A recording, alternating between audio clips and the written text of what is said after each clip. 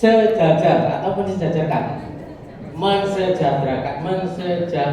Nah, itu yang diucapkan. Saya Pandu. MGP IPA Mojokerto mensejajarkan. Nah, terima kasih Bapak Ibu. Tepuk tangan untuk panjenengan semua. Alhamdulillah. Mensejajarkan dengan siapa saja.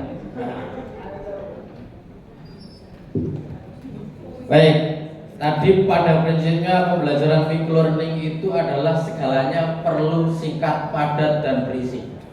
Bisa dipastikan seperti itu tadi intinya? Ya, jadi penyampaian informasi secara singkat, nah itu penting sekali. Misalkan, nah ini tadi, monggo Pak. Nah, untuk termin yang kedua tentang saya, PKI yang saya angkat itu adalah tentang bagaimana menyusun LKPD yang berbasis model bonek. Bonek itu sebenarnya dalam konteks mengambil inspirasi, mengambil keinginan bahwa kenekatan itu adalah sesuatu yang dibutuhkan. Nah, itu ya. Karena orang Surabaya juga terkenal dengan bonek manianya, ya. Bonek yang dalam artian bonek ini adalah secara abrevasi dari the based on experiential learning. Jadi berbasis pengalaman. Kira-kira bahwa legitimasi suatu ilmu ketika itu dinyatakan secara teori, pada saat tidak terbukti di lapangan atau pengalaman, menjadi bermana tidak itu? Kira-kira bermana enggak? Tidak kan? Nah, itulah core-nya Bapak Ibu. Nah, ini kalau kemudian saya ambil secara singkat ya sebenarnya ini intinya. Jadi misalkan ketika bicara ini terus ada tujuan yang juga serem juga ya ini, menanamkan karakter profil pelajar Pancasila. Apakah ini mudah kira-kira? Nah, hal yang sulit sebenarnya ya. Karena ini pasti sesuatu yang dituju kan?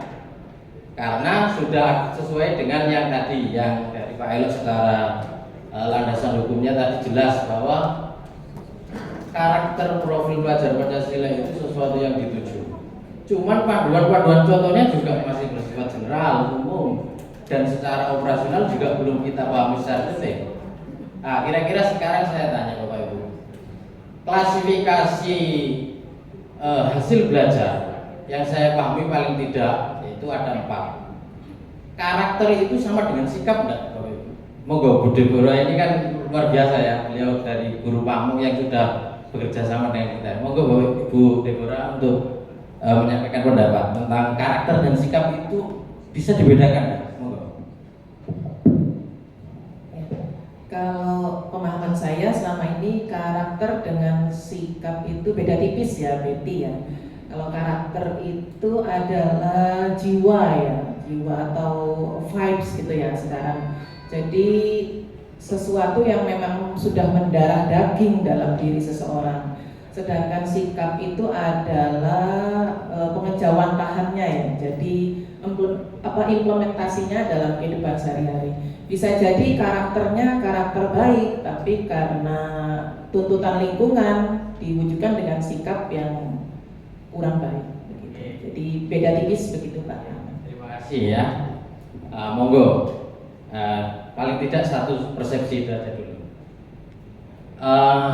Ini pelajar Pancasila yang profil pelajar Pancasila yang saya tuju itu sudah saya contohkan di LKPD yang saya buat. Selamat siang atau selamat pagi Pak Andreas atau Pak Susilo. Ya, tadi malam sudah saya bagi ke beliaunya sendiri ya, secara operasi silent gitu ya. Alhamdulillah beliau bersedia dan saya kirimkan, dan insya Allah silakan dibagi Bapak.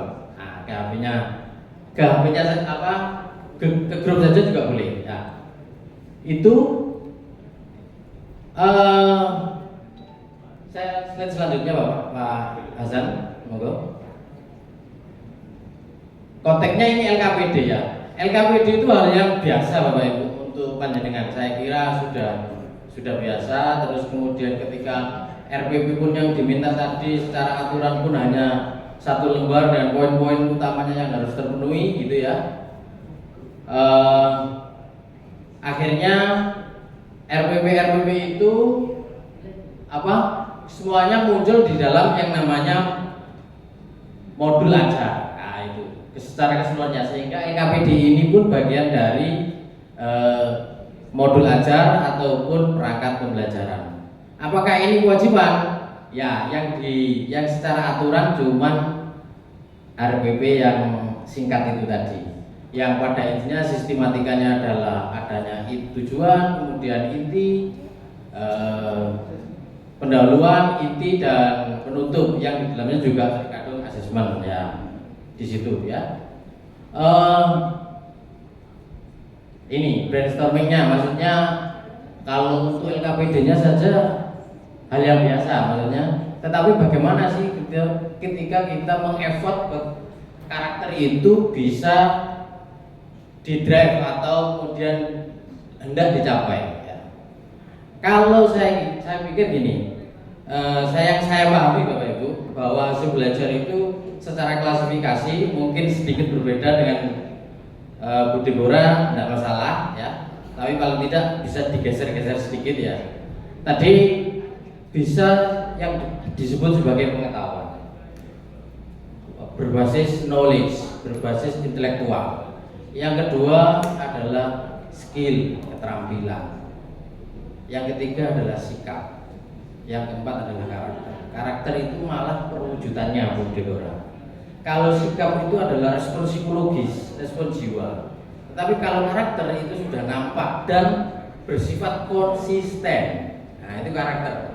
Karena itu karakter, tidak mungkin ngomong sikapnya. Ya boleh, kadang-kadang ditukar-tukar, tetapi lebih ke respon otomatis lah, karena otomatis yang berulang itu yang disebut sebagai karakter. Nah, itu intinya. Kalau menggait tentang hasil belajar. Oke, selanjutnya karakter apa yang ingin dicapai di sini? Kebetulan saya kan ini langsung dari ini ya, langsung ke intinya. Mengambil contoh kebetulan kelas 8 yang itu CP-nya ada, yang CP-nya itu saya sebut kumpulan dari materi itu saya sebut sebagai topik sel dan sistem organisasi, sistem organ pada manusia. Nah, makanya saya sebut sebagai struktur dan fungsi sel dan tubuh makhluk hidup. Jadi secara parsial, part-part perbagiannya di situ ada subsistem. Subsistem itu masuk dalam sistem besar yang namanya tubuh manusia. Nah, ini yang saya pakai. Kebetulan saya backgroundnya juga S1-nya biologi. Alhamdulillah ini teman saya S1 biologi ada di sini. Selamat siang Bu Ira. Tadi ya. Alhamdulillah betul, jadi ini adalah momen reuni betul, jadi terbukti ya. Termasuk senior saya, salam hormat kepada senior Pak Nono ya. Luar biasa. Kalau untuk deskripsi atau teoretik LKPD saya kira sudah clear untuk panjenengan semua. Tapi kira-kira model bonek ini apa ya? Tadi sudah sedikit saya cuplik ya. Insya Allah walaupun secara cepat, karena tipe gaya saya ya seperti ini ya. Saya tidak bisa dipaksa seperti orang lain. Ya saya ini apa adanya seperti ini. Ngomongnya cepat ya. Ya udah tahu, mudah-mudahan nggak kebablasan gitu ya. Jadi model bonek ini inspirasinya bahwa manusia di dalam kehidupan itu ya sebenarnya model nekat. Semuanya diberi modal potensial oleh Tuhan. Bagaimana kemudian diekspresikan dan wujud sebagai sebuah aktualisasi, ya itu sangat bergantung dengan usaha dan segala hal yang bisa mempengaruhi itu. Jadi amat betul tadi. Kalau kemudian jadi no child behind, jadi tidak ada anak yang tertinggal di belakang, artinya tidak ada konsep anak yang lulus, ya tidak lulus, itu benar. Jadi memberi kesempatan kepada semua individu itu untuk berkembang sesuai dengan kapasitas dan cetak birunya Tuhan. Nah, itu intinya. Jadi cetak birunya Tuhan itu bagaimana ya? Tuhan yang memberikan potensi dan sekaligus membuat jalannya. Jadi jangan kemudian terlalu khawatir ya. Khawatir itu hal yang saya juga di dalam masa depan anak-anak kita dan kita sendiri ya. Tetapi kekhawatiran itu harus dibungkus juga oleh kepercayaan bahwa segalanya ini adalah ada yang maha berkehendak. Lah kehendak kausa prima itulah yang kemudian menjadi kita yakin dan itulah spiritualitas. Makanya bagaimana mengajarkan spiritualitas? Kalau kemudian di dalam konteks ada perbedaan yang disebut karakter. Kalau profil pelajaran Pancasila itu adalah beriman bertakwa kepada Tuhan Yang Maha Esa dan berakhlak mulia, kemudian bernalar kritis, kreatif, mandiri, bergotong royong dan berkebinekaan global ya. Mana yang di situ saya ada tes ya, karakter moral sama karakter kinerja. Kira-kira mana yang karakter moral yang paling cepat untuk bisa dituju? Karakter dimensi yang berapa? Dimensi nomor